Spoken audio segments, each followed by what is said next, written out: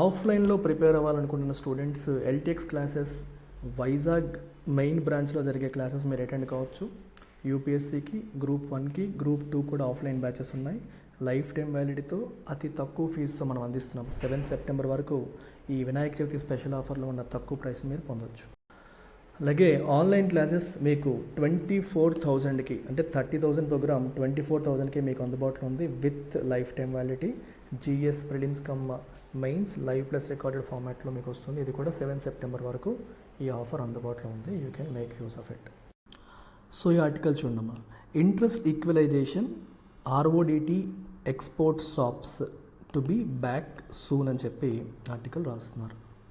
Interest equalization మరియు RODT export shops అంటే benefits, export shops అంటే ఎక్స్పోర్టర్స్కి ఇస్తున్న బెనిఫిట్స్. ఇవి to be back soon, so మళ్ళీ వస్తాయని చెప్తున్నారు. అసలు first of all you need to understand interest equalization అంటే ఏంటి, ఆర్ఓడిటి ఈపీ అంటే అర్థం ఏంటో మనం ఒకసారి తెలుసుకోవాలి. వీటికి సంబంధించిన బ్యాక్గ్రౌండ్ చెప్తాను, జాగ్రత్తగా వినండి. ఇంట్రెస్ట్ ఈక్వలైజేషన్ స్కీమ్ కేర్ఫుల్గా వినండి. ఇంట్రెస్ట్ ఈక్వలైజేషన్ అంటే అర్థం ఏంటి, ఈక్వలైజేషన్ అంటే మనకి సబ్సిడీ అని అర్థం. Subsidy. So subsidy on what, subsidy on interest. Subsidy on what అమ్మా, సబ్సిడీ ఆన్ ఇంట్రెస్ట్. ఇంట్రెస్ట్ అంటే ఏంటి, వడ్డీ. వడ్డీ దేని మీద కడతారు, వడ్డీ దేని మీద కడతారు, ఆన్ క్రెడిట్. క్రెడిట్ అంటే అప్పు. సో ఎక్స్పోర్టర్స్ 2 రకాల క్రెడిట్స్ ఉంటాయి.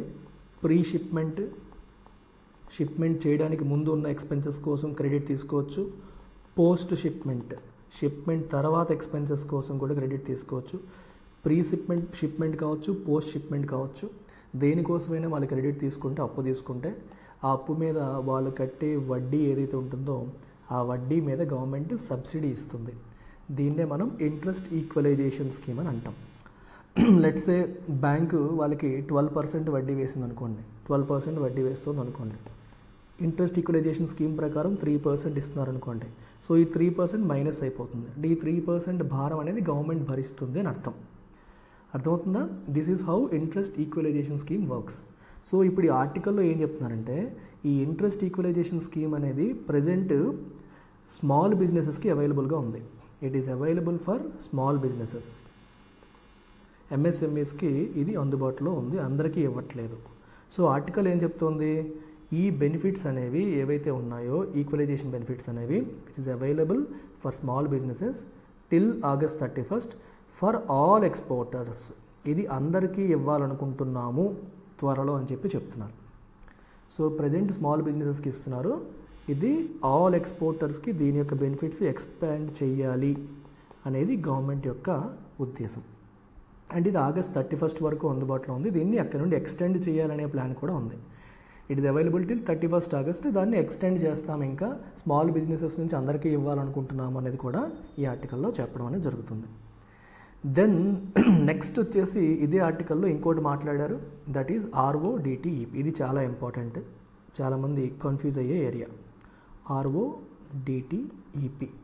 First of all RoDTEP full form ఏంటో ఒకసారి చూడండి. ఆర్ఓడిటిఈపీ అంటే మనకి రెమిషన్ ఆఫ్, రెమిషన్, ఆర్ అంటే రెమిషన్ ఆఫ్, డి అంటే ఏంటి, duties and taxes on export products. Remission of duties and taxes on export products. చాలా జాగ్రత్తగా వినండి. ఎక్స్పోర్ట్ ప్రొడక్ట్స్ అంటే ఎక్స్పోర్ట్ చేసే ప్రొడక్ట్స్. ఓకే, ప్రొడక్ట్స్ ఎక్స్పోర్ట్ చేసేటప్పుడు exporters they incur certain taxes and certain duties. So వీటిని remission అంటే ఇవ్వడం, government తిరిగి ఇవ్వడం అన్నమాట.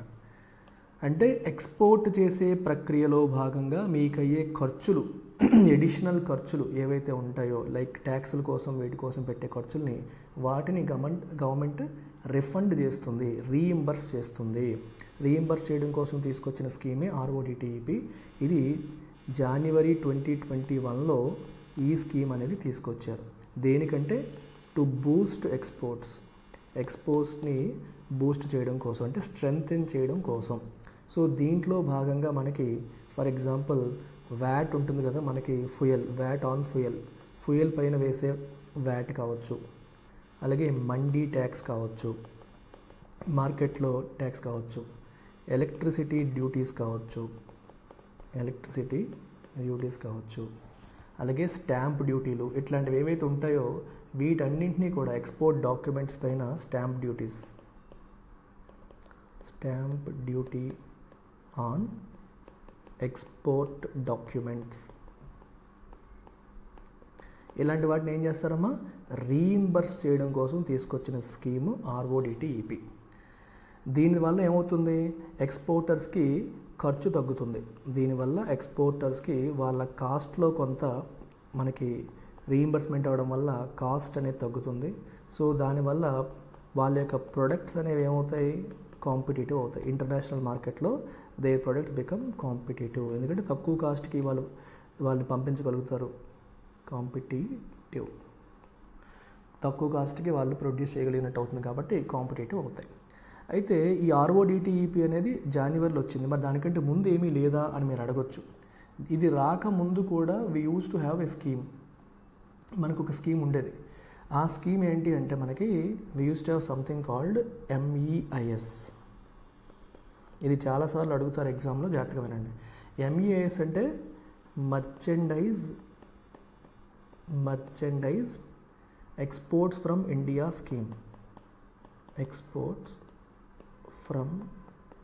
India scheme.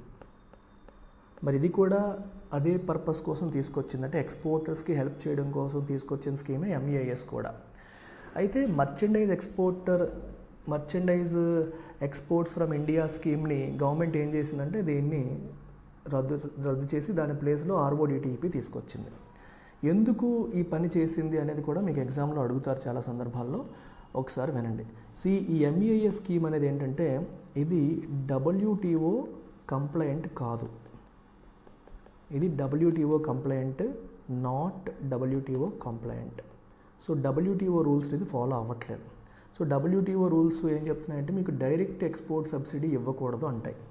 సో WTO ఏం చెప్తుంది, డైరెక్ట్ ఎక్స్పోర్ట్ సబ్సిడీలు ఇవ్వద్దు, అంటే మీకు ఎక్స్పోర్ట్స్ పైన ఎక్స్పోర్ట్ డ్యూటీస్ పైన డైరెక్ట్గా, ఫర్ ఎగ్జాంపుల్ మీకు 30% ఎక్స్పోర్ట్ డ్యూటీ పడుతుంది అనుకోండి, మొత్తం వేవ్ ఆఫ్ చేసేస్తాను, మొత్తం రిమూవ్ చేస్తాను, లేదా మీరు ఎక్స్పోర్ట్ చేస్తే మీకు ఇంత సబ్సిడీ ఇచ్చేస్తాను, ఇలా చేయకూడదు. డైరెక్ట్ సబ్సిడీ ఇవ్వద్దు, డైరెక్ట్ ఎక్స్పోర్ట్ సబ్సిడీస్ ఇవ్వకూడదు అని WTO రూల్స్ అనేవి చెప్తున్నాయి. కానీ MEISలో అలాంటి డైరెక్ట్ ఎక్స్పోర్ట్ సబ్సిడీస్ అనేవి ఉన్నాయి. కాబట్టి యునైటెడ్ స్టేట్స్ వాళ్ళు ఏం చేశారంటే ఇండియా పైన కంప్లైంట్ చేశారు WTOలో. ఇలా కంప్లైంట్ చేస్తే WTO ఏం చేసిందంటే 2019లో it ruled in favour of యుఎస్కి అనుకూలంగా తీర్పు ఇవ్వడం జరిగింది. సో కాబట్టి ఇండియా యొక్క ఎక్స్పోర్ట్ ఇన్సెంటివ్ స్కీమ్స్ ఏవైతే ఉన్నాయో, ఈ MEIS లాంటి స్కీమ్స్ ఏవైతే ఉన్నాయో ఇవి not consistent with WTO obligations అని చెప్పి వరల్డ్ ట్రేడ్ ఆర్గనైజేషన్ రూలింగ్ అనేది ఇచ్చింది.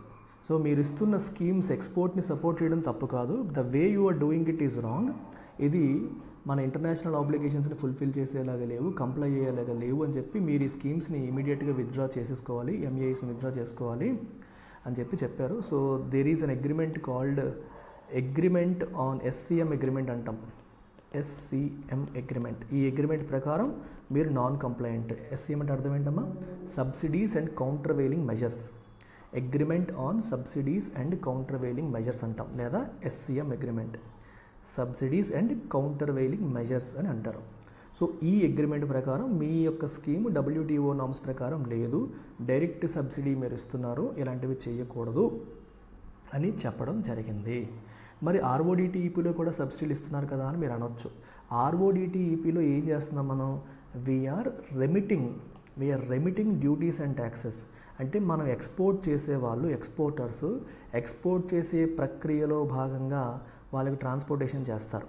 ట్రాన్స్పోర్టేషన్ చేసినప్పుడు ఫ్యూయల్ ఉంటుంది, ఫ్యూయల్ పైన వ్యాట్ ఉంటుంది, ఆ వ్యాట్ ఒక ట్యాక్స్, అలాంటి ట్యాక్స్లు కావచ్చు, మండీ ట్యాక్స్, ఇట్లాంటివి ఎక్కడెక్కడ గవర్నమెంట్కి ఎక్స్ట్రా పే చేశారో ఓకే, ట్యాక్సుల రూపంలో గవర్నమెంట్కి ఎక్కడెక్కడ పే చేశారో ఆ అమౌంట్ రిఫండ్ చేస్తామంటుంది. అంటే గవర్నమెంట్ నేను తీసుకుంటున్న డబ్బులు మీకు రిఫండ్ చేస్తాను అంటుంది తప్పితే, ఇప్పుడు ట్యాక్సేషన్ అనేది గవర్నమెంట్ ఇష్టం కదా, నేను ట్యాక్స్లే వెయ్యను అన్నట్టు అనమాట. తీసుకున్న డబ్బులన్నీ కూడా నేను రిఫండ్ చేస్తాను అని అంటుంది తప్పితే తన పాకెట్లోంచి ఎక్స్పోర్టర్స్కి ఇక్కడ ఏమి ఇవ్వట్లేదు, వాళ్ళకి డైరెక్ట్ సబ్సిడీలు అనేవి ఇవ్వట్లేదు.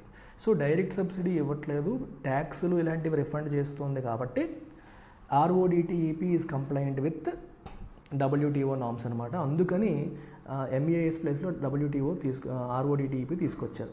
ఇది ఒక రీజన్. రెండో రీజన్ ఏంటి అంటే MEIS వల్ల గవర్నమెంట్కి ఫైనాన్షియల్ బర్డెన్ చాలా ఎక్కువ ఉంది. ఎందుకంటే ఈ MEIS మీరు ఈ పాయింట్ కూడా చూడండి. ఇప్పుడు WTO రీజన్ మీకు ఒకటి చెప్పాను, WTO రీజనే కాదు ఇంకో రీజన్ కూడా ఉంది. WTO రీజనే కాకుండా ఇంకో రీజన్ కూడా ఉంది. ఏంటంటే ఈ MEIS అనేది free on board value base చేసుకొని ఇచ్చేవారు. ఫ్రీ ఆన్ బోర్డ్ వాల్యూ అంటే ఏంటి, ఎక్స్పోర్ట్స్ మీరు ఎంత కంటైనర్లోకి లోడ్ చేశారు దాని వాల్యూ ఎంత వాల్యూ ఉంది దాన్ని బేస్ చేసుకొని డ్యూటీ క్రెడిట్ స్క్రిప్ట్స్ ఇచ్చేవాళ్ళు. అంటే ఎక్కువ చేసేవాడికి ఎక్కువ అమౌంట్ వచ్చేసేది, తక్కువ చేసేవాడికి తక్కువ అమౌంట్ వచ్చేది. సో దాన్ని బేస్ చేసుకొని ఇచ్చేసేవారు. సో దానివల్ల గవర్నమెంట్కి చాలా ఎక్కువ రెవెన్యూ లాసెస్ అనేవి జరిగాయి. అది ఎకనామికల్లీ సస్టైనబుల్ కాదు అని కూడా భావించారు. సో అందుకు అలా వాల్యూ బేస్డ్గా కాకుండా వాళ్ళు స్పెండ్ చేసిన ట్యాక్సెస్, ఎంత ట్యాక్సెస్ స్పెండ్ చేశారు అనే దాన్ని బేస్ చేసుకొని మనం తీసుకొద్దామని చెప్పి తీసుకొచ్చారు. ఎందుకంటే RODTEP డైరెక్ట్ సబ్సిడీ ప్రొవైడ్ చేయదు. ఇది ఏం చేస్తుందంటే ఎంబెడెడ్ డ్యూటీసు, ట్యాక్సెస్ వేరే ఏ స్కీమ్స్లో కూడా చూడండి, ఇవి ఇక్కడ ఏవైతే మనం చెప్తున్నామో డ్యూటీస్ అండ్ ట్యాక్సెస్ అనేవి విచ్ ఆర్ నాట్ రిఫండెడ్, ఇది గుర్తుపెట్టుకోవాలి, not refunded under any other scheme. వేరే స్కీమ్లోంచి అది రిఫండ్ అవుతుందంటే మరెవరు, వేరే ఏ స్కీమ్లో కూడా ఇవి రిఫండ్ అవ్వట్లేదు అనుకున్నవి మాత్రమే, వేరే ఏ స్కీమ్లోనూ రిఫండ్ కావట్లేదు అనుకున్నవి మాత్రమే, stuff which are not refunded under any scheme, అలాంటి వాటిని మాత్రమే రెమిషన్ అనేది ఇక్కడ జరుగుతుంది. అలాంటి వాటిని మాత్రం రెమిషన్ చేయడం అనేది జరుగుతుంది. సో కాబట్టి ఇంటర్నేషనల్ ట్రేడ్ రూల్స్ ప్రకారం ఇది యాక్సెప్టబుల్. ఓకే, ఒకటి ఇక్కడ ఎక్కువ గవర్నమెంట్కి రెవెన్యూ లాస్ అవుతుంది అనేది ఒకటి, రెండు ఇంటర్నేషనల్ ట్రేడ్ రూల్స్ ప్రకారం ఇంకొకటి, ఇలా చాలా ఆస్పెక్ట్స్ అనేవి మనకి ఇందులో ఉండడం అనేది జరిగింది. I hope you have understood this concept of RODTEP. So ఇవి త్వరలో అందరికీ ఇంకా ఎక్కువ సెక్టార్స్కి రాబోతున్నాయి అనేది మనకి మాట్లాడడం జరుగుతుంది. సో నెక్స్ట్ ఆర్టికల్ చూడండి అమ్మా. SEBI hits a wall on 76,000 crore worth dues in FY 23-24. 76,000 కోట్లు డ్యూస్ ఉండిపోయాయంట. సో ఇవి రికవర్ చేయలేకపోతుంది సెబీ. అంటే సెబీ కట్టాల్సిందా, సెబీకి రావాల్సిందా? సెబీకి రావాల్సినవి. సెబీకి రావాల్సినవి ఏ రకంగా వస్తాయి, ఎందుకు వస్తాయి, ఫస్ట్ ఒకసారి గమనించండి. సెబీ యొక్క పవర్స్ మీరు ఒకసారి చూస్తే Section 28A of SEBI Act 1992 and the corresponding provisions of SCRA 1956 and the Depositories Act 1996 empower the SEBI to recover monies అంటే money from persons who fail to pay the penalty imposed by an adjudicating officer. So అడ్judicating officer ఎవరైనా సరే penalty వేస్తే ఆ పెనాల్టీని recover చేసే authority అనేది సెబీకి ఉంటుంది. Refunds కావచ్చు, డిస్గార్జ్మెంట్ అమౌంట్ అంటాం, వి కాల్ ఇట్ డిస్గార్జ్మెంట్ అమౌంట్. డిస్గార్జ్మెంట్ అంటే అమౌంట్ అంటే అర్థం ఏంటంటే ఇల్లీగల్గా ఎర్న్ చేసిన అమౌంట్స్ ఏవైతే ఉంటాయో దాన్ని నువ్వు గివప్ చేస్తే that becomes disgorgement. Something you earned ఇల్లీగల్గా ఎర్న్ చేసావు, ఆ విషయం తెలిసింది, సో నీకు మీద కేసు పడింది, నువ్వు ఇంకా అది విడిచిపెట్టాలి, అలాంటి దాన్ని డిస్గార్జ్మెంట్ అమౌంట్ అంటాం. సో ఇలాంటివి పెనాల్టీస్, తప్పు చేసినప్పుడు కంపెనీస్కి వేసే పెనాల్టీస్ కావచ్చు, రిఫండ్స్ కావచ్చు, వీటన్నిటినీ కలెక్ట్ చేసే పవర్ సెబీకి సెక్షన్ 28A ద్వారా లభిస్తుంది. సో ప్రాబ్లం ఎక్కడొస్తుందంటే వీటిని రికవర్ చేసే క్రమంలో చాలా ఛాలెంజెస్ వస్తున్నాయి. ఛాలెంజెస్ ఏంటంటే మనకి ఎస్పెషల్లీ ఈ ఆర్టికల్లో చెప్తుంది, ప్రధానంగా ఛాలెంజెస్ వచ్చేసి మనకి లీగల్ ఛాలెంజెస్ అంటే అవి కోర్టు కేసుల్లో ఉండడం, వెంటనే తేలకపోవడం, వాళ్ళు ఇంకో దగ్గర ఛాలెంజ్ చేయడం, ఈ లీగల్ ఛాలెంజెస్ వల్ల లేట్ అవుతుంది. ప్రొసీజరల్ డిలేస్, ప్రొసీజర్స్ అనేవి ఫుల్ ఫ్లెడ్జ్డ్గా ఇంప్లిమెంట్ చేయడంలో డిలేస్ జరుగుతున్నాయి. ఇవి కాకుండా ఎడిషనల్గా ఇంకా కొన్ని టైప్స్ మీకు చెప్తాను, దాన్ని బట్టి మీకు అర్థమవుతుంది ఎక్కడ జరుగుతుంది అనేది, మీకు ఒక క్లారిటీ అనేది వస్తుంది. ఇప్పుడు ఫర్ ఎగ్జాంపుల్ ఇక్కడ ఏం జరుగుతుందంటే, కొన్ని కంపెనీస్ ఏవైతే ఉంటాయో, ఏ కంపెనీస్ అయితే నుంచి మనం రికవర్ చేయాలనుకుంటున్నామో ఆ కంపెనీస్ కొన్నిసార్లు దే బికమ్ డిఫంక్ట్. అసలు కంపెనీ ఏం ఉండదు, ఎత్తేస్తారు కంప్లీట్గా, company becomes defunct. And A individuals నుంచి అయితే మనం రికవర్ చేయాలో దీస్ ఇండివిజువల్స్ బికమ్ అన్ట్రేసబుల్. వాళ్ళు ట్రేస్ చేయడానికి లేకుండా తప్పించుకొని తిరుగుతారు, అన్ట్రేసబుల్గా మారే పరిస్థితులు వస్తాయి. సో ఇట్లాంటి సందర్భాలు అనేవి చాలా ఎక్కువ ఉన్నాయి.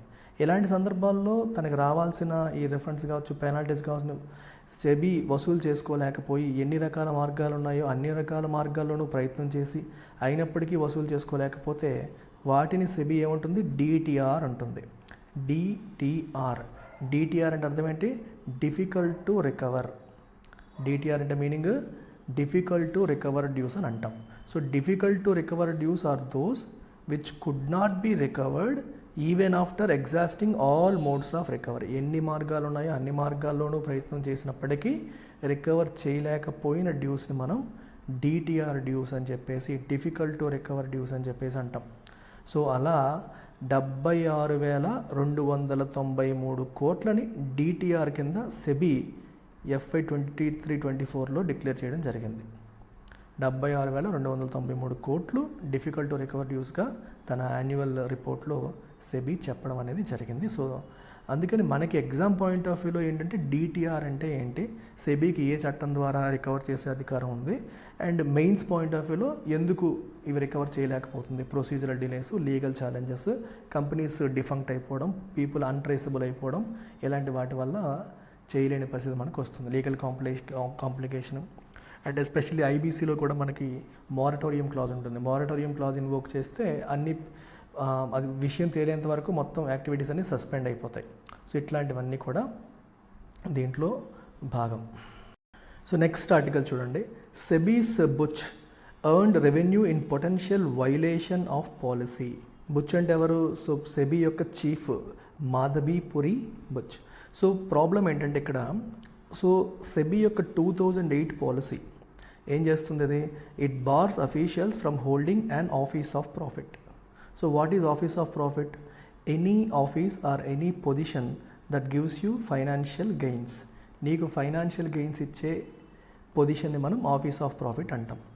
సో సెబీ యొక్క రూల్స్ ప్రకారం తిను సెబీ చీఫ్ అయినప్పుడు వేరే ఎక్కడ కూడా పని చేయకూడదు, అంటే జాబ్ శాలరీ వచ్చే వేరే ఏ ప్రోగ్రామ్ కూడా చేయకూడదు, ఫినాన్షియల్ గెయిన్స్ వచ్చే వేరే ఏ కన్సల్టెంట్గా కావచ్చు, వేరే చోట అడ్వైజర్గా కావచ్చు. ఇప్పుడు తిను హైలీ క్వాలిఫైడ్ కాబట్టి ఒక బ్యాంక్ వాళ్ళు వీళ్ళని బోర్డ్ ఆఫ్ మెంబర్గా ఉండమని అడగొచ్చు, ఒక కంపెనీ వాళ్ళు బోర్డ్ ఆఫ్ డైరెక్టర్స్గా ఉండమని అడగొచ్చు, లేకపోతే మీరు ఏం చేయొద్దు, మిమ్మల్ని మా పేర్లో పెట్టుకుంటా మీకు శాలరీ ఇస్తామని చెప్పి చెప్పొచ్చు.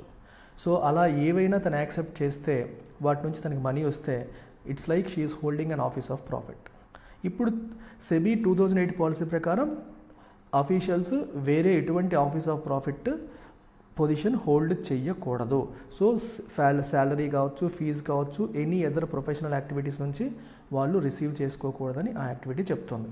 అయితే సో దీనికి ఒక కన్సల్టింగ్ ఫామ్ ఉంది, అగోరా అడ్వైజరీ సర్వీసెస్ అని ఒక కన్సల్టింగ్ ఫామ్ ఉంది. ఈ సర్వీసెస్, ఈ కన్సల్టింగ్ ఫామ్ ఏదైతే ఉందో ఇది మార్చ్ 2024 వరకు గడిచిన 7 సంవత్సరాల్లో 37.1 మిలియన్ రూపీస్ ఎర్న్ చేసినట్టు, అంటే 3.71 crores ఎర్న్ చేసినట్టు మనకి డాక్యుమెంట్స్ అనేవి చూపిస్తున్నాయి.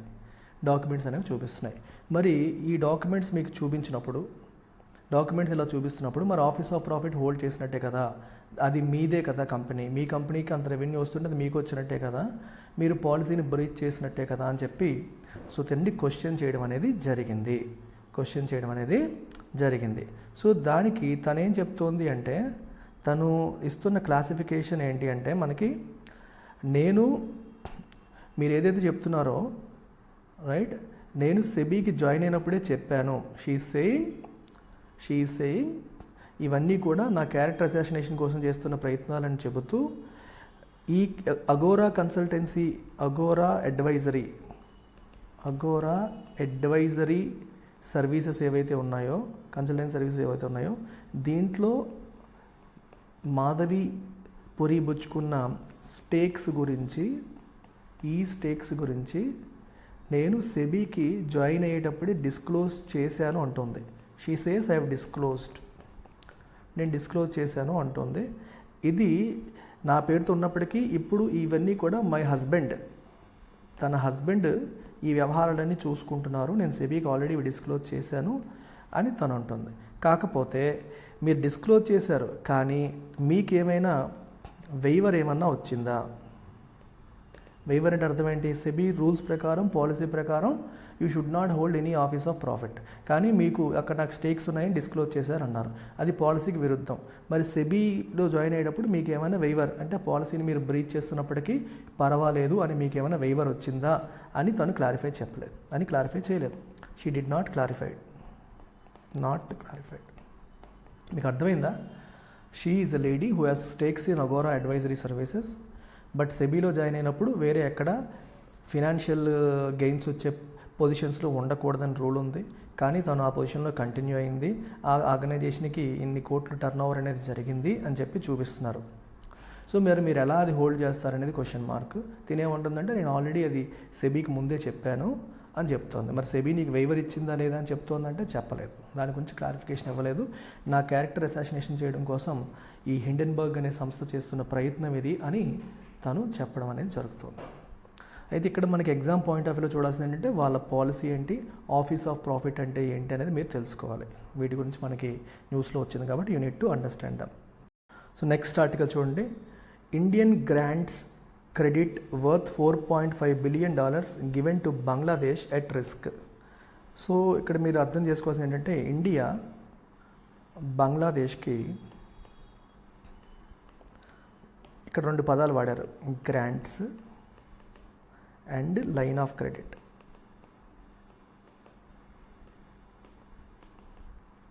ఇవ్వడం అనేది జరిగింది. గ్రాంట్ అంటే ఏంటి? ఫ్రీగా ఇచ్చేదాన్ని గ్రాంట్ అంటాం. సో గ్రాంట్ రూపంలో నువ్వు ఏదైనా ఇస్తే నీకు తిరిగి రాదు. On the other hand it also gave something called line of credit. Line of credit అంటే అర్థం ఏంటి అంటే ఇప్పుడు ఇక్కడ చూడండి, ఇక్కడ రాశారు $8 billion of line of credit ఇచ్చింది అంటున్నాం. నార్మల్ క్రెడిట్కి లైన్ ఆఫ్ క్రెడిట్కి, లోన్కి లైన్ ఆఫ్ క్రెడిట్కి చిన్న డిఫరెన్స్ ఉంది. So there is a difference between loan and line of credit. ఇది మీకు ఎగ్జామ్ పాయింట్ ఆఫ్ వ్యూలో హెల్ప్ అవుతుంది, అందుకే చెప్తున్నాను. ఇప్పుడు ఇక్కడ $8 billion లైన్ ఆఫ్ క్రెడిట్ ఇచ్చింది అంటున్నాం. అంటే అర్థం ఏంటి? $8 billion అప్పు ఇచ్చినట్టు కాదు, $8 billion క్రెడిట్ లిమిట్, అంటే అంతవరకు మీరు ఇండియా దగ్గర అప్పు తీసుకోవచ్చు అని అర్థం. సో ఇప్పుడు ఇది ఇండియా, ఇది బంగ్లాదేశ్, ఓవరాల్గా $8 billion వరకు అప్పు తీసుకోవచ్చు అని అర్థం. లెట్స్ సే బంగ్లాదేశ్ ఇప్పుడు ఇండియా దగ్గర ఒక $1 billion తీసుకుంది అనుకోండి, అప్పుడు ఇంకెంత మిగులుతుంది? ఇంకొక $7 billion వరకు తీసుకోవచ్చు అని అర్థం. ఓకే, ఫస్ట్ ట్రాన్సాక్షన్ అదే. సెకండ్ ట్రాన్సాక్షన్లో మళ్ళీ ఇంకొక $2 billion తీసుకుంది అనుకోండి ఇండియా దగ్గర నుంచి బంగ్లాదేశ్, అప్పుడు ఎంత మిగులుతుంది? $6 billion ఇంకా క్రెడిట్ లిమిట్ ఉంటుంది. థర్డ్ ట్రాన్సాక్షన్లో బంగ్లాదేశ్ ఇండియాకి ఒక $1 billion పే చేసేసింది అనుకోండి, $1 billion పే చేసింది అనుకోండి, అప్పుడు ఎంత ఉంటుంది? ఇంకా $7 billion క్రెడిట్ లిమిట్ అనేది ఉంటుంది. So this is your available credit limit. It's like a revolving credit అనమాట. Line of credit is like a revolving credit. మీరు ఎన్నిసార్లు అయినా వాడుకోవచ్చు up to that limit, revolving credit. So మీరు రీపే చేస్తే మీకు లిమిట్ పెరుగుతుంది, రీపే చేయకపోతే అది అలా నడుస్తుంది. అర్థమైందా? ఇప్పుడు చూడండి, ఇక్కడ $1 billion రీపే చేస్తుంది కాబట్టి క్రెడిట్ లిమిట్ పెరిగింది. అంటే బంగ్లాదేశ్కి నెక్స్ట్ అవసరం వస్తే మళ్ళీ $7 billion వరకు ఇండియా దగ్గర తీసుకోవచ్చు. సో అలా $8 billion వరకు line of credit India extend చేసింది బంగ్లాదేశ్కి. సో దాంట్లో బంగ్లాదేశ్ కొంత వాడింది, అది తిరిగి వస్తుందా రాదా అని ఒక కన్ఫ్యూజన్. ఎందుకు అక్కడ గవర్నమెంట్ మారిపోయింది, అండ్ అక్కడ ఎవరి మీద అయితే కోపంతో వాళ్ళు ఇదంతా చేశారో ఆ షేక్ హసీనా ఇప్పటికీ కూడా ఇండియాలోనే ఉన్నారు. So we're sheltering her, we're giving shelter to Sheikh Hasina. So ఇది పరిస్థితి. అందుకని ఈ డబ్బులు రికవర్ అవుతాయా లేదా అనేది ఒక క్వశ్చన్. రెండోది ఆయిల్ పేమెంట్స్. మనం వాళ్ళకి ఆయిల్ ఎక్స్పోర్ట్ చేసాము. ఆయిల్ అంటే ఏంటి? క్రూడ్ ఆయిల్ కాదు, రిఫైన్డ్ ఆయిల్. రిఫైన్డ్ ఆయిల్ అంటే రిఫైనరీస్లో క్రూడ్ ఆయిల్ని రిఫైన్ చేసి పెట్రోల్, డీజిల్ వస్తాయి కూడా అవి మనం ఎక్స్పోర్ట్ చేస్తే వాటికి పేమెంట్స్ రావాలి. ఇండియన్ ఆయిల్ కంపెనీస్కి చాలా పేమెంట్స్ రావాలి. ఆ supplies may also be at risk అని అంటున్నారు. ఎందుకంటే ఫారెన్ సప్లయర్స్కి పేమెంట్ చేయలేకపోతుంది because of foreign exchange crisis. Bangladesh financials బాగాలేవు, పరిస్థితులు బాగాలేవు. అందువల్ల ఆ డబ్బులు వస్తాయి లేదనేది ఒక భయం. ఇంకోవైపు ఇండియా మీరు గమనిస్తే గత 8 yearsలో 3 lines of credit to Bangladesh worth $8 billion ఇచ్చింది. అండ్ అడిషనల్ గ్రాంట్ అసిస్టెన్స్ కూడా ఇచ్చింది. గ్రాంట్ అసిస్టెన్స్ ఎలాగూ రాదు, ఇచ్చిన అప్పులు వస్తాయో రాదో మనం చూడాలి. సెవరల్ ఇన్ఫ్రాస్ట్రక్చర్ ప్రాజెక్ట్స్కి ఇండియా సపోర్ట్ చేస్తూ వస్తుంది. రోడ్స్ కోసం, రైల్వేస్ కోసం, ఇరిగేషన్ కోసం, షిప్పింగ్, పోర్ట్స్, వీటన్నింటి కోసం కూడా మనం చేయడం అనేది జరిగింది. ప్రాబ్లం ఏంటంటే ఇండియా దగ్గర ఇక్కడ ఈ లైన్ ఆఫ్ క్రెడిట్ ఏదైతే ఉందో ఇండియా ఎక్స్టెండ్ చేసిందో దీన్ని అప్పటి అపోజిషన్ పార్టీస్ అన్నీ కూడా క్రిటిసైజ్ చేశాయి. మీరు ఇండియా దగ్గర ఎందుకు అప్పులు తీసుకుంటున్నారు, ఇండియా మనల్ని డెట్ ట్రాప్లో పెట్టేస్తుంది అని అపోజిషన్ పార్టీస్ అన్నీ కూడా షేక్ హసీనా గవర్నమెంట్ని వ్యతిరేకించాయి. ఇప్పుడు కరప్షన్ జరుగుతుంది, ఆ డబ్బులు తీసుకొని మీరు డెవలప్మెంట్ చేయట్లేదని వ్యతిరేకించారు వాళ్ళు. ఇప్పుడు ఆ డెవలప్మెంటల్ ప్రాజెక్ట్స్ కంటిన్యూ చేస్తారా, చెయ్యరా, మధ్యలో ఆపేస్తారా, ఒకవేళ ఆపేస్తే ఇండియా ఇచ్చిన లోన్ పరిస్థితి ఏంటి, బంగ్లాదేశ్ డిఫాల్ట్ చేస్తుందా అనే అంశాలు ఇప్పుడు కొంచెం మనకి వరీ చేస్తున్నాయి, ఇబ్బంది పెడుతున్నాయి. So this is what the article is talking about. So look at this article. India needs to lift job growth via reforms. ఎవరంటున్నారు? IMF's గీతా గోపీనాథ్. సో ఇండియాకి చెందిన ఎకనామిస్ట్ ఈవిడ ఇప్పుడు IMFలో డెప్యూటీ మేనేజింగ్ డైరెక్టర్ పొజిషన్లో ఉన్నారు గీతా గోపీనాథ్. సో చూడండి యంగ్ లేడీ ఎంత పెద్ద పొజిషన్లోకి వెళ్ళిందో. సో తిను ఏమంటుందంటే ఇండియాలో జాబ్ గ్రోత్ పెరగాలి అంటే, ఎంప్లాయ్మెంట్ ఆపర్చునిటీస్ పెరగాలంటే రిఫార్మ్స్ తీసుకురావాలి అంటుంది. సో ఒకసారి సమ్మరీ ఇక్కడ మనకి ఇచ్చారు, ఒకసారి చూడండి. దీని ఏమంటుందంటే India needs to improve depth and quality of it's education system to create an employable work force. So present మన ఎడ్యుకేషన్ సిస్టమ్ అనేది నాట్ సాలిడ్ ఇనఫ్, దానికి ఇనఫ్ డెప్త్ లేదు. అంటే జాబ్ మార్కెట్లో ఈ ఎంప్లాయర్స్ కోరుకున్న స్కిల్స్ ఇక్కడ ఈ గ్రాడ్యుయేషన్ కంప్లీట్ చేసి వస్తున్న వాళ్ళలో ఉండట్లేదు. సో క్వాలిటీ ఆఫ్ ఎడ్యుకేషన్లో డెప్త్ అనేది పెరగాలి అని ఒకటి చెప్తున్నారు. Then labour reforms, labour markets కూడా చాలా ఇంపార్టెంట్ డెవలప్డ్ ఎకానమీగా మారాలంటే ల్యాండ్ రిఫార్మ్స్ తీసుకురావాలి, లేబర్ మార్కెట్స్లో రిఫార్మ్స్ తీసుకురావాలి. సో బిజినెస్కి అనుకూలంగా ఉండే లాంటి రిఫార్మ్స్ తీసుకొస్తేనే ఎకనామిక్ గ్రోత్ అనేది పాసిబుల్ అవుతుంది. అంటే ల్యాండ్ ఎక్విజిషన్ పరంగా కూడా కంపెనీస్ చాలా స్ట్రగుల్ అవుతాయి. బిజినెస్ చేయాలనుకుంటారు, ల్యాండ్ ఎక్వైర్ చేయడం చాలా పెద్ద పెయిన్ అవుతుంది. వాటిలో కూడా రిఫార్మ్స్ తీసుకురావాలని కూడా చెప్తున్నారు. And she also urges implementing reforms proposed in labour codes. మనకి ఇండియా ఆల్రెడీ లేబర్ కోడ్స్ తీసుకొచ్చింది, వాటిని డిలే చేయకుండా ఇంప్లిమెంట్ చేయమని చెప్తున్నారు. And India needs to create 60 million to 148 million additional jobs between now and 2030. 2030కి ఇప్పటికి మధ్యలో అంటే ఈ 4-6 సంవత్సరాల్లో 60 million అంటే 6 కోట్ల నుంచి 15 కోట్ల జాబ్స్ ఇండియా క్రియేట్ చేయాల్సి ఉంటుంది అని తను చెప్పడం అనేది జరిగింది. Another aspect that she is talking about is corporate investment. ఇండియాలో ఇప్పుడు పబ్లిక్ ఇన్వెస్ట్మెంట్ బాగుంది. పబ్లిక్ ఇన్వెస్ట్మెంట్ అంటే అర్థం ఏంటి? గవర్నమెంట్ పెట్టే ఇన్వెస్ట్మెంట్, గవర్నమెంట్ ఇన్ఫ్రాస్ట్రక్చర్ కోసం, క్యాపిటల్ ఎక్స్పెండిచర్ కోసం పెట్టేదంతా కూడా బాగుంది. అలాగే ప్రైవేట్ ఇన్వెస్ట్మెంట్ అంటే హౌస్ హోల్డ్స్ పెడుతున్న ఖర్చులు లైక్ ఇన్ రియల్ ఎస్టేట్, అది కూడా బాగానే ఉంది. సో ఇల్లు కొనుక్కుంటున్నారు అండ్ ఇవన్నీ జరుగుతున్నాయి, ఇది బాగానే ఉంది. ఏది మిస్ అవుతుంది అంటే కార్పొరేట్ ఇన్వెస్ట్మెంట్ మిస్ అవుతుంది. అంటే కార్పొరేట్ కంపెనీస్ బిజినెస్ ఎక్స్పాన్షన్ కోసం పెట్టే ఖర్చులు అనేవి తక్కువ ఉన్నాయి, అది పెరగాలి. అది పెరిగేంత వరకు ఎకనామిక్ గ్రోత్ అనేది ఎనఫ్ రాదు అని గీతా గోపీనాథ్ చెప్పడం అనేది జరిగింది.